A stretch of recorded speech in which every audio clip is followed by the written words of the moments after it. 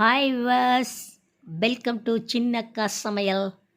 இன்றைக்கி பாருங்கள், நல்ல சுடு தண்ணி காய வச்சுட்டு அந்த சூடு தண்ணியில் க்ளீன் பண்ணி எடுத்து வச்சுருக்கிற காலிஃப்ளவர் பீசஸை அப்படியே போட்டு கொஞ்சம் நேரம் அப்படியே நல்லா ஊற விடுவோம். நல்லா ஊற விட்டு கழுவி எடுத்துட்டு அதை அலம்பி எடுத்து அந்த காலிஃப்ளவர் ஒரு பாத்திரத்தில் போட்டு நமக்கு தேவையான அளவுக்கு கார்ன்ஃப்ளவர், சோள மாவுன்னு சொல்லக்கூடிய கார்ன்ஃப்ளவர் மாவு எடுத்து போட்டுட்டேன்.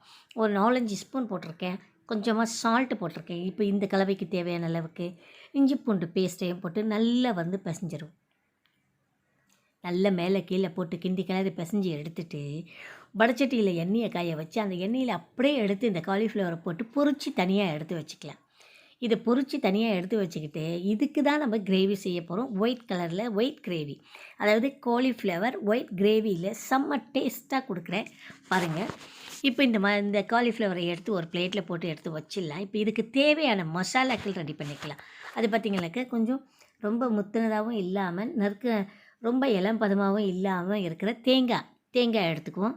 கொஞ்சம் பெருஞ்சீரகம்னு சொல்லப்படக்கூடிய சோம்பு, கொஞ்சமாக ஜீரகத்தூள், அப்புறமா பார்த்திங்கனாக்கா தேங்காய், பச்சை மிளகாய், கொஞ்சம் வெள்ளை எள்ளு, நறுக்கின இஞ்சி, இது எல்லாம் போட்டு நல்லா மைய அரைச்சி எடுத்துக்கலாம். இதை எடுத்து வச்சுக்கிட்டு அதுக்கப்புறம் பார்த்திங்கனாக்கா தனியாக இதுக்கு தாளிக்க தேவையான அளவுக்கு ஒரு கடாயை எடுத்து வச்சுக்கிறோம். கடாயில் தேவையான அளவுக்கு எண்ணெயை விட்டுட்டு எண்ணெயிலே நீங்கள் கொஞ்சம் அதை பெருஞ்சீரகம் கொஞ்சம் போட்டுக்கலாம், கொஞ்சம் ஜீரகமும் போட்டுக்கலாம். அப்புறமா பொடியாக நறுக்கின வெங்காயம், கருவேப்பிலை, இதையெல்லாம் போட்டு நல்லா வணக்கிட்டு பச்சை பட்டாணி, அதாவது உரிச்சி எடுத்த ஃப்ரெஷ்ஷு பச்சை பட்டாணி போட்டிருக்கேன். ஊற வச்ச பட்டாணியில் பச்சை பட்டாணியை போட்டு நல்லா எண்ணெயிலேயே வணக்கும் போது பார்த்திங்கன்னா ஒரு நல்ல வெந்துடும். ஸோ அந்த மாதிரி நல்லா வதக்கிடலாம். அந்த வதக்கிறதுக்கப்புறம் பார்த்திங்கனாக்கா பழுத்த மிளகாய், கொஞ்சம் கலர் வித்தியாசமாக இருக்கட்டுன்றதுனால பச்சை மிளகாய் வதக்கில் பழுத்த மிளகாய் போட்டிருக்கேன். கருவேப்பிலை கொஞ்சம் தூணாப்பில் போட்டு நல்லா இந்த பட்டாணி வேகிற வரைக்கும் கொஞ்சம் அப்படியே கலரிக்கிட்டு இருப்போம். நறுக்கிற இஞ்சி துண்டுகளையும் போட்டிருக்கேன். போட்டு முடிச்சதுக்கப்புறமா பார்த்திங்கனாக்கா ஏற்கனவே நல்ல ட்ரையாக வேக வச்சு எடுத்து வச்சுருக்கிற காலிஃப்ளவர், இது அந்த மாதிரி பொரிச்சு எடுத்ததுனால குழம்பாக செய்யும்போது கட்டாயம் குழையாது. அதனால் இதை பொரித்து எடுத்துருக்கிற அந்த காலிஃப்ளவர் அப்படியே எடுத்து இந்த வடச்சட்டியில் கடாயில் போட்டு நல்லா வதக்கிட்டு ஏற்கனவே மிக்ஸில் போட்டு வச்சுருக்குறோம் இல்லையா மசாலா, அந்த மசாலா அப்படியே எடுத்து கொட்டி நல்லா கொதிக்க விடுவோம்.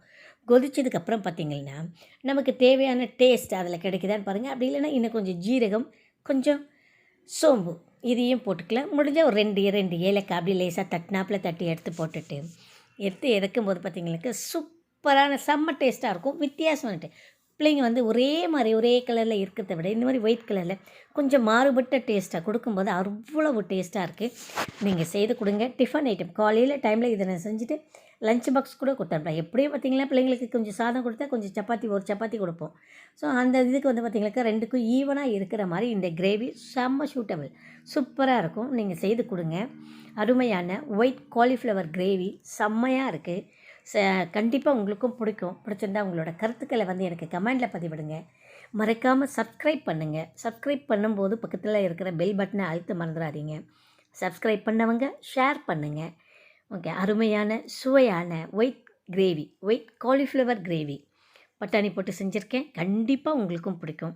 பிள்ளைங்களுக்கு செய்து கொடுங்க, விரும்பி சாப்பிடுவாங்க. ஏன்னா இது அதிகமாக காரம் இல்லை, அதிகமாக மசாலாக்கள் இல்லை, சிம்பிளாக செஞ்சுருக்கேன். ஆனால் சூப்பரான டேஸ்ட்டில் கொடுத்துருக்கேன். நீங்களும் செய்து சாப்பிட்டு பார்த்துட்டு சொல்லுங்கள். அடுத்த பதிவில் பார்த்திங்கனாக்கா இதை விட பெட்டராக, அதே போல் உங்களோட கருத்துக்களை எனக்கு பதிவிடும்போது சரியோ தவறோ என்னை சுட்டி காட்டும் பொழுது நீங்கள் சொல்லக்கூடிய எந்த ஒரு இதுக்கும் என்னை தகுதியானவளாக நான் மாற்றிக்க முயற்சி பண்ணுறேன். தவறுகள் இருந்தால் நிச்சயமாக நான் திருத்திக்குவேன். ஸோ அதனால் நீங்கள் உங்களோட கருத்துக்களை கமெண்டில் பதிவிடுங்க. சப்ஸ்கிரைப் பண்ணுங்கள், ஷேர் பண்ணுங்கள். அருமையான காலிஃப்ளவர் ஒயிட் கலர் கிரேவி செம்ம மாசாக இருக்குது.